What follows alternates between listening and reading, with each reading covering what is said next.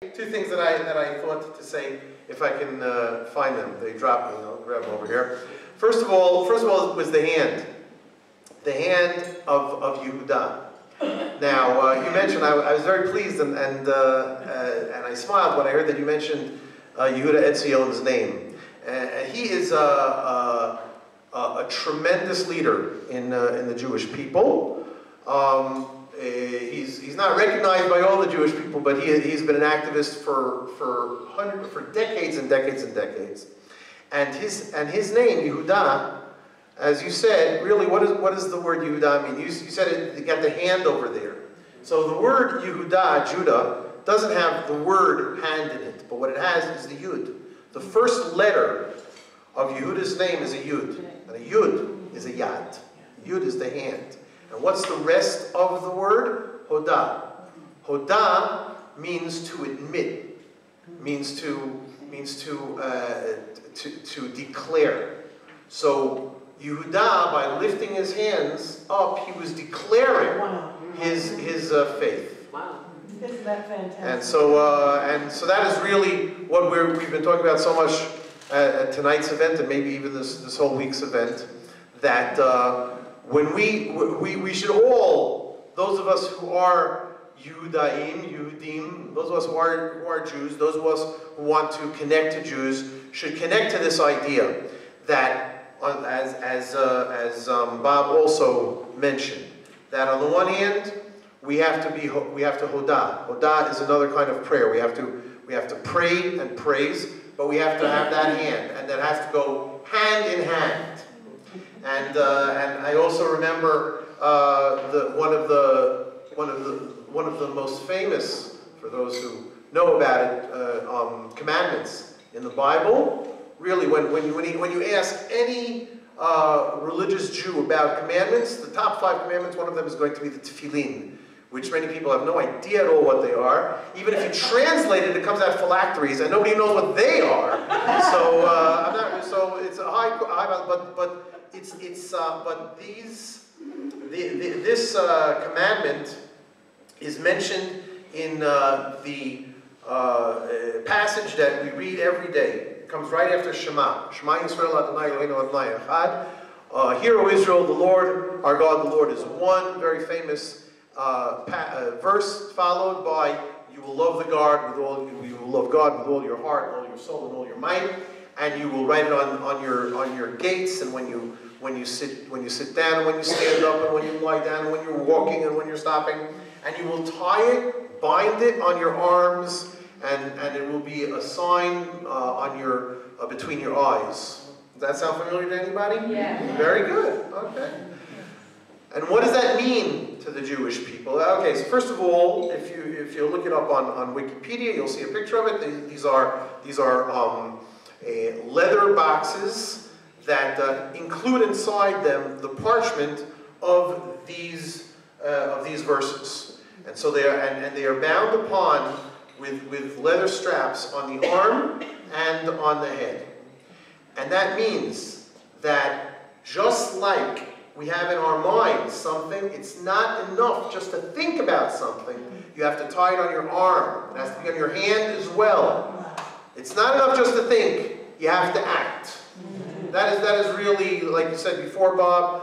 I feel that is the main message that I got as a Jewish person. It's not enough to think. It's not enough to be a Jew in your heart. You have to act upon what you believe. And now I want to complete, before I respond to questions and comments, what Bob was talking about the Temple Mount. That he was hinting, and he continues to hint, that maybe this year will be the year of Jubilee, that the Temple Mount is returned. Thank you, Lord. But I'm going to dare go a little bit further over here. Oh, Lord. And that is because we would be very pleased, and I count myself amongst the activists who goes up to the Temple Mount to walk around.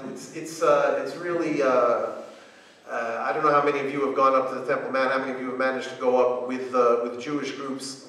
it's really tragic. It's really tragic that this is the most holy place, and the Jews are just barely allowed to go up. I went up with Bob a year or two ago. We were waiting an hour or two, and then okay, go up, and then you run up, and then everybody, the Muslims are screaming at you and yelling, and then the police are saying, quickly, go over there. So you wait for 2 hours, you walk around for 2 minutes, and this is the house of God. Unbelievable. So I'm going to say that it would be wonderful if we would be able to have opportunities like the one that you mentioned on the eve of Rosh Hashanah, where Jews could go up without having so many Muslims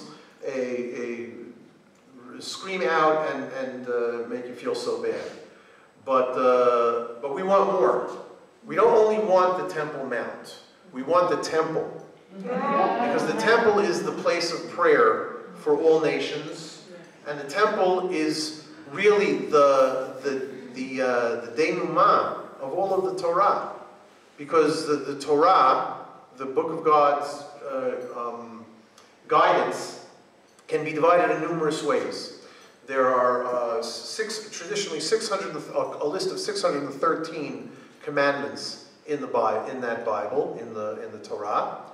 You can divide them into positive commandments and negative commandments. You can divide them into commandments in the land of Israel and outside of the land of Israel. But a division that we don't talk about too much because we don't notice, because it doesn't seem to be so active, is the division between the commandments that have to do with the temple and those commandments that don't have to do with the temple. And I'm telling you that it's close to a third of all of the commandments can only be observed if the temple is standing. So it's as if we're missing an arm, a third of our bodies, a third of our souls when we don't have this temple. So and if I pray now, then that's wonderful. But I'm telling you, the Jews have been praying for thousands of years, and we continue to pray for the restructuring of the temple, of the Mikdash. Ve'asuli Mikdash v'shachanti b'tocham. The verse says, I'll translate it into English, and then you'll figure out where it comes from. You shall make for me a tabernacle, or a sacred space, and I will live amongst you, or I will live amongst them. So, in other words, the God says, it's not that I will you will build the tabernacle and I will live in it. You will build the tabernacle and I will live amongst you. In other words, as much as we all feel God in our lives, that's nothing compared to when God will have a dwelling place, which is the temple. So, again, I didn't know that this is how I was going to conclude my speech here, and usually it's a little bit funnier what I talk about, but I'm certainly praying, and I hope that you'll join me with praying that we will see miracles this year that will even bring back the temple itself. We've seen that we can do things very fast here in Israel, and we hope that we'll be able to build the temple very quickly and resume the service in the temple, the service of God. Amen.